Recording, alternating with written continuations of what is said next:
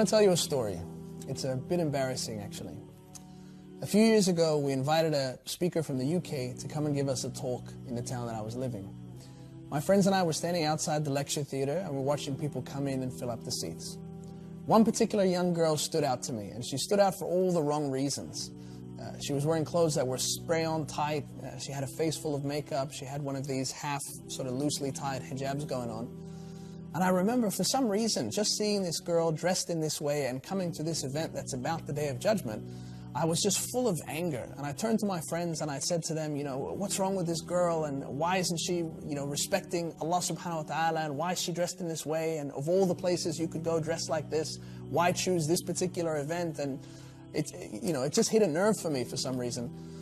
I even thought about going up to her and saying to her, why are you coming here dressed this way? Don't you know that this is an Islamic event? Don't you know that this is not the way you're supposed to dress? But my friends talked me out of it. Anyway, we went inside the hall and the speaker gave his talk. It was a beautiful talk. And at the end of the talk, someone made their way up to the stage and handed him a little paper note.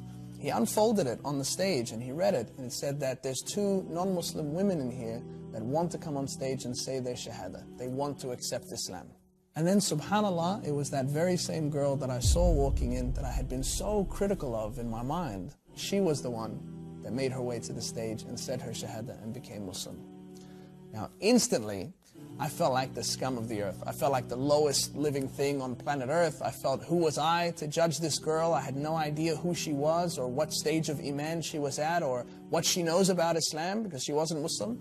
And then something even more serious came to mind for me.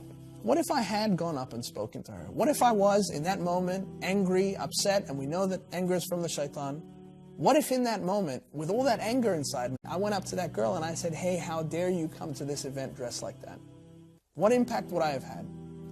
I could have been the reason why this girl walked away from that event and even walked away from Islam. I started the night thinking that I was such a better Muslim than her. Subhanallah. At the end of the night, Allah subhanahu wa ta'ala showed me that the opposite is true. When someone says their shahada, Allah subhanahu wa ta'ala takes all of their previous bad deeds and converts them all into good deeds. So by the end of the night, all she had in her scales were good deeds and not a single bad deed, but I still had mine.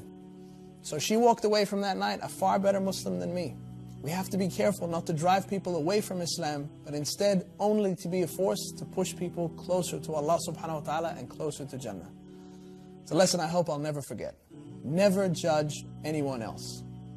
You don't have the whole story. Everything I have, everything I own.